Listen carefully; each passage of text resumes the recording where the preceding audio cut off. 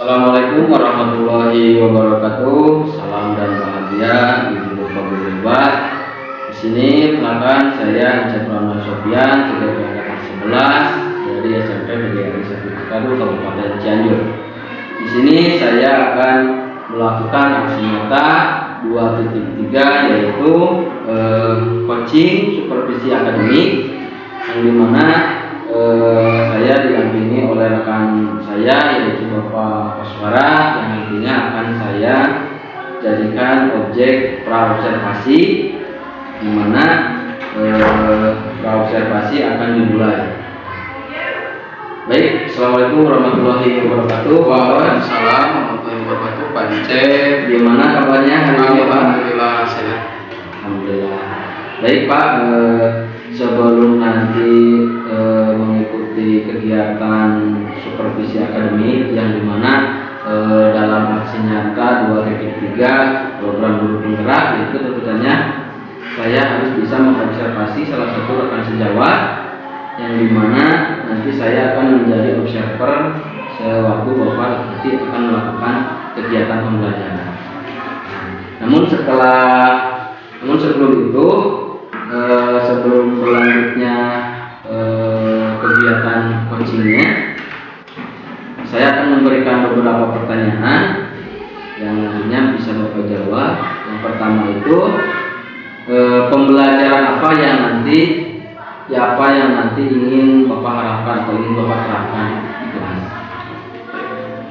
Pertama, mendasari dari sebelum melakukan pembelajaran, maka saya menyusun dulu tujuan pembelajaran, Pak. Nah, untuk tujuan pembelajaran yang ingin saya capai ya di sini, yaitu peserta didik mampu memahami konsep volume bangun ruang.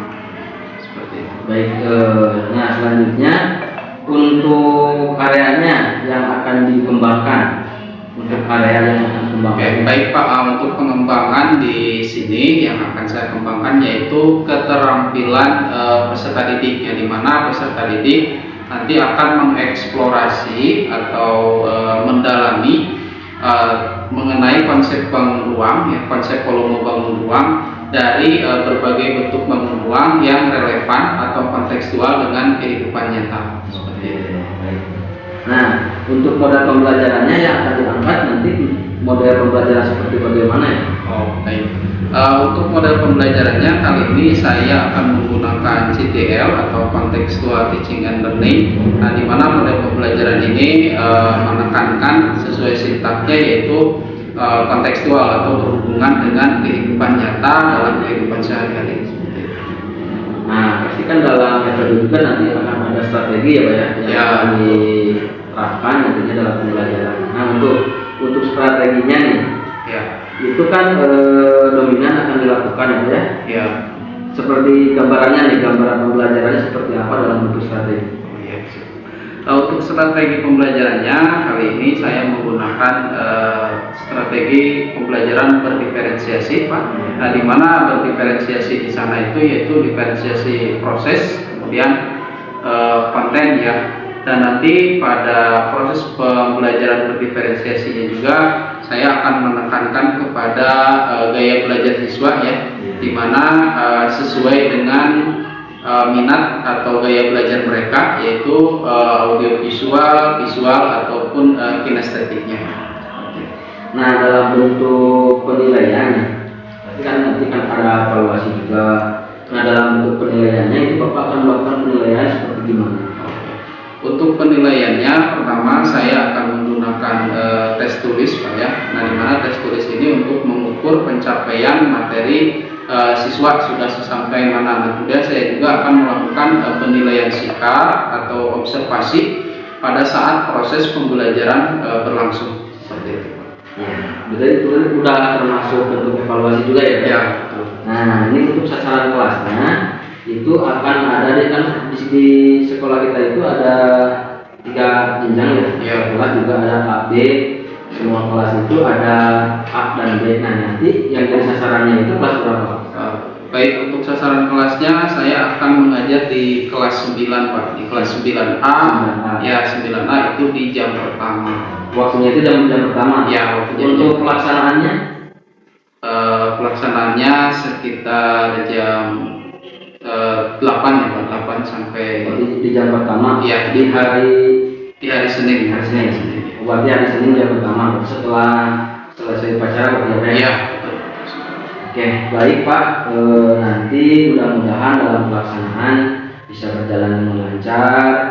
Lalu saya juga nanti akan menjadi observer di mana saya akan melihat secara langsung kegiatan pembelajaran yang tadi sudah Bapak sampaikan. Di sini kan ada model pembelajarannya, sistem pembelajarannya dalam menggunakan strategi berdiferensiasi. Saya akan kembali mungkin nanti pada hari Senin, tepatnya di jam pertama ya Pak. Iya. Baik Bapak Ibu guru hebat, sekian adalah coaching saya bersama teman sejawat, rekan sejawat saya yaitu Pak Koswara, yang dimana Pak Koswara ini adalah salah satu guru matematika di SMP PGRI 1 Cikadu. Nah untuk selanjutnya ini adalah video coaching untuk pra-observasi. Jadi untuk observernya nanti untuk kegiatan berlangsung pembelajarannya yaitu tepat pada hari Senin. Baik Bapak Ibu guru hebat, terima kasih. Assalamualaikum warahmatullahi wabarakatuh.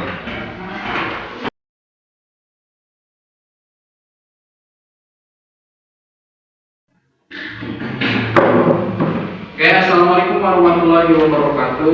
Waalaikumsalam warahmatullahi wabarakatuh. Selamat pagi anak-anak. Pagi. Gimana kabarnya? Baik. Baik ya, kita hari ini akan belajar kembali ya bersama Bapak yaitu mata pelajaran matematika. Nah sebelum memulai pembelajaran silahkan dipimpin dulu ya untuk berdoa ya. Nah Raihan silahkan dipimpin ya.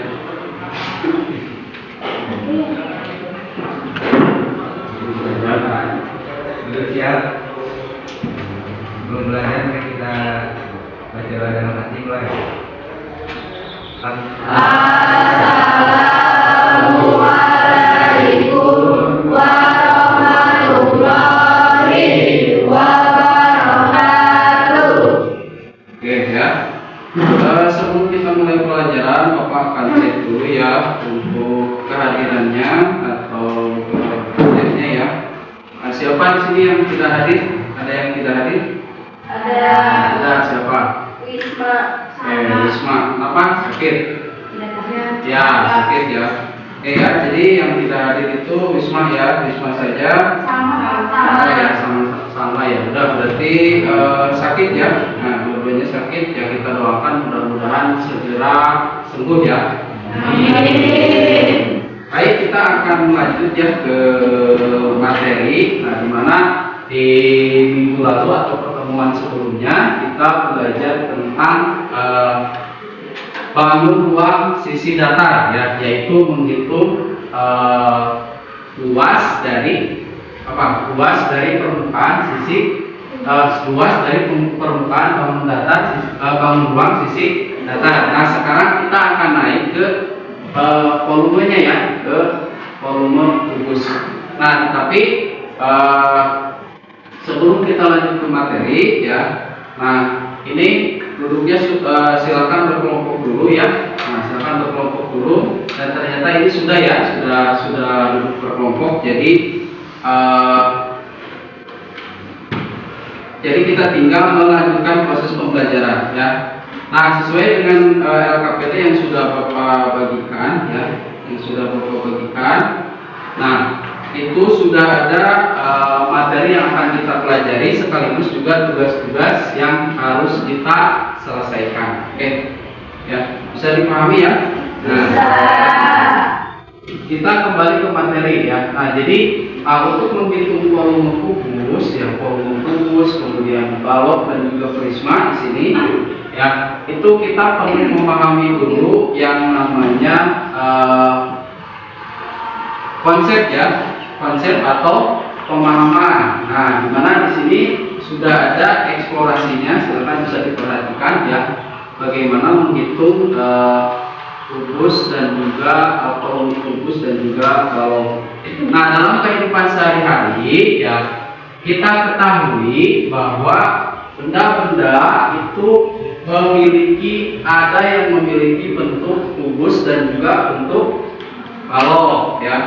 Nah, bentuk balok. Nah, bentuk kubus dan balok ini dalam kehidupan sehari-hari misalkan apa?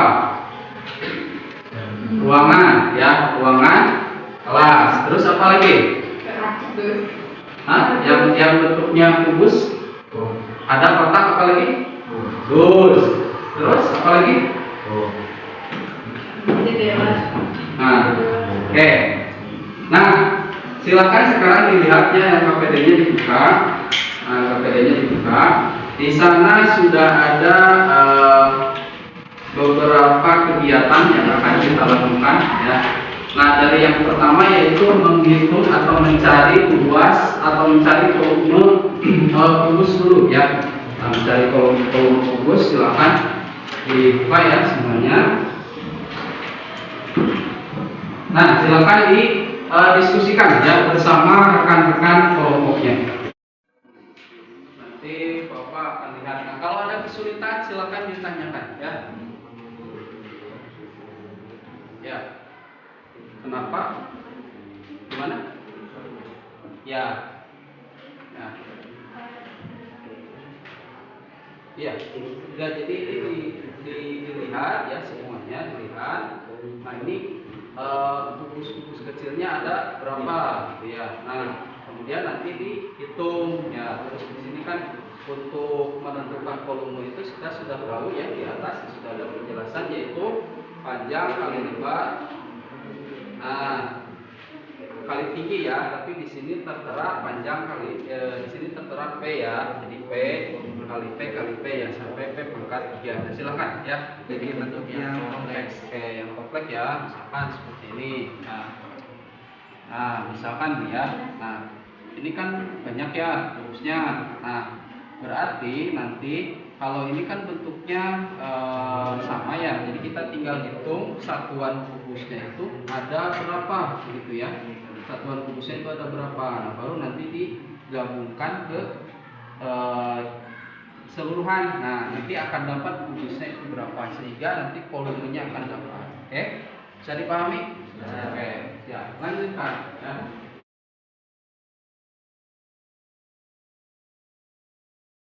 Baik, assalamualaikum warahmatullahi wabarakatuh.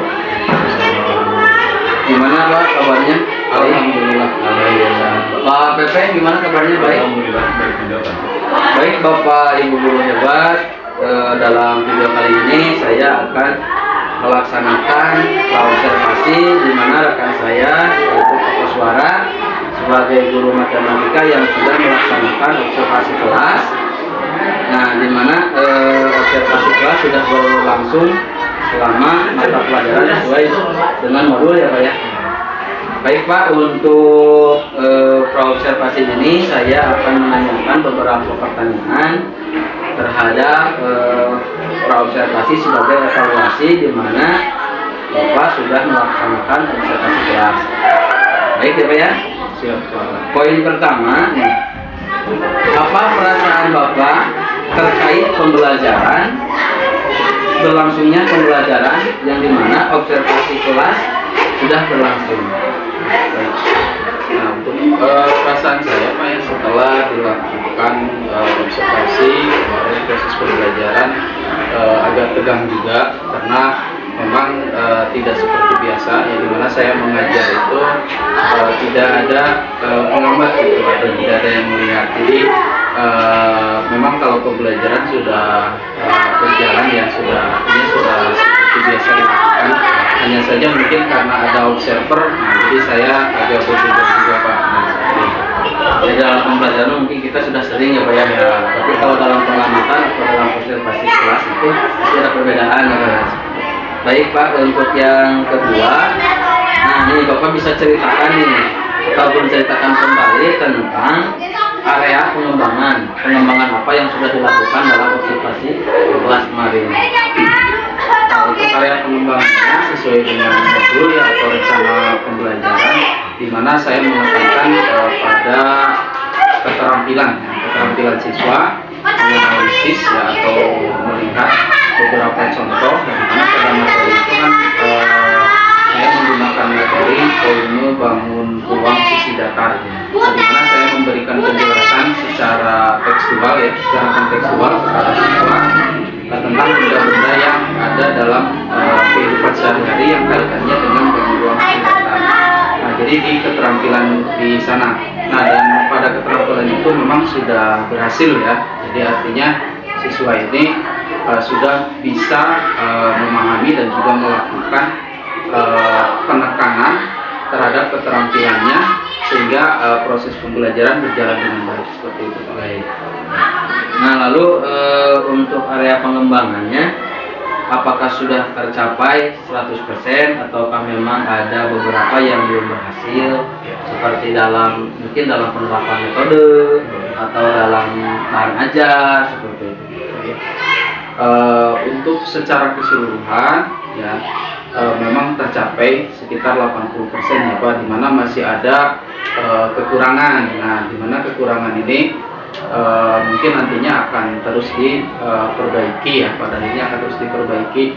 Nah, kenapa hal ini bisa terjadi? Ya pertama karena karakter atau kemampuan setiap siswa itu berbeda gitu Pak ya.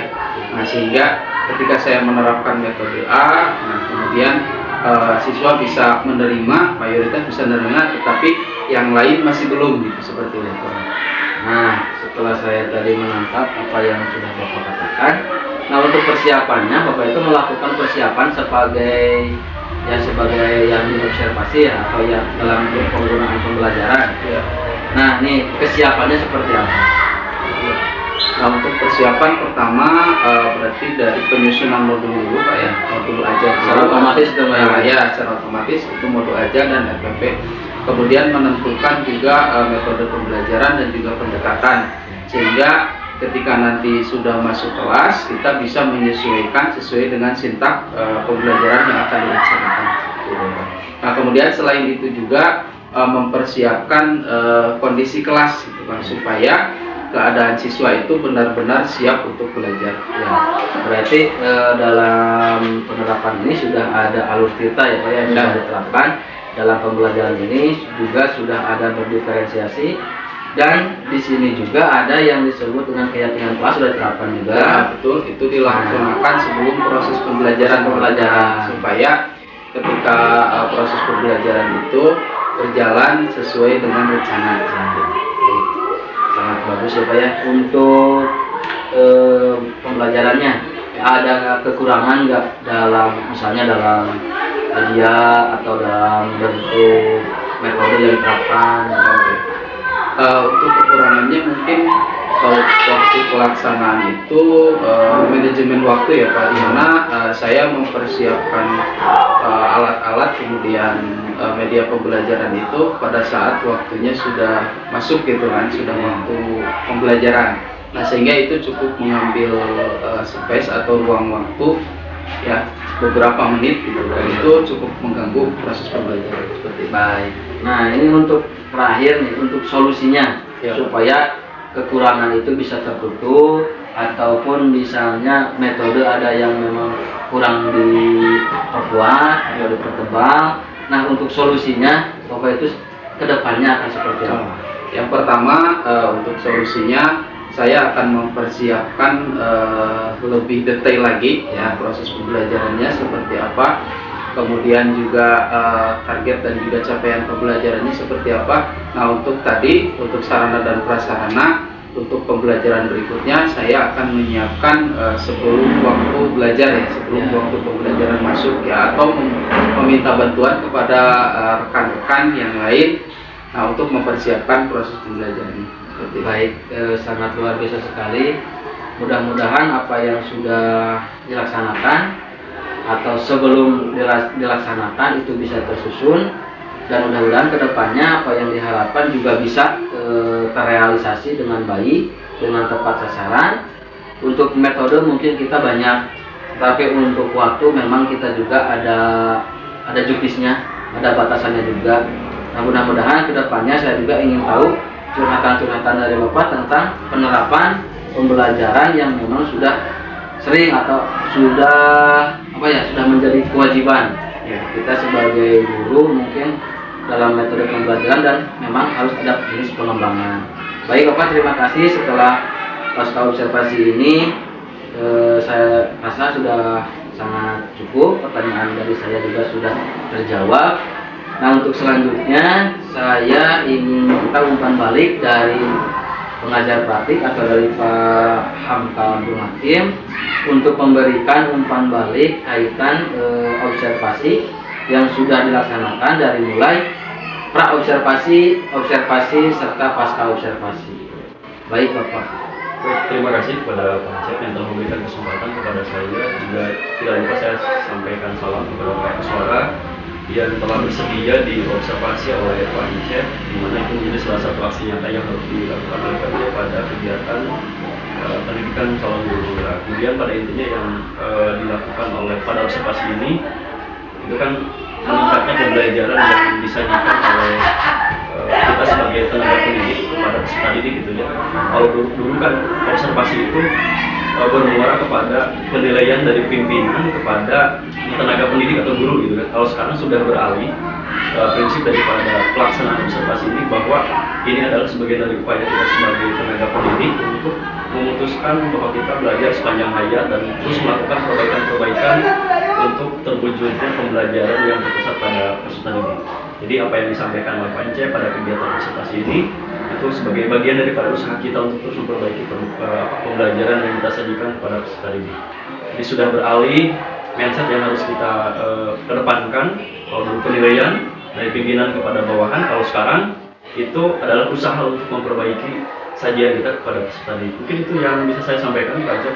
Terima kasih Pak untuk umpan balik atau saran juga kepada saya sebagai CGP, Pak Koswara sebagai rekan sejawat saya, di mana sekolah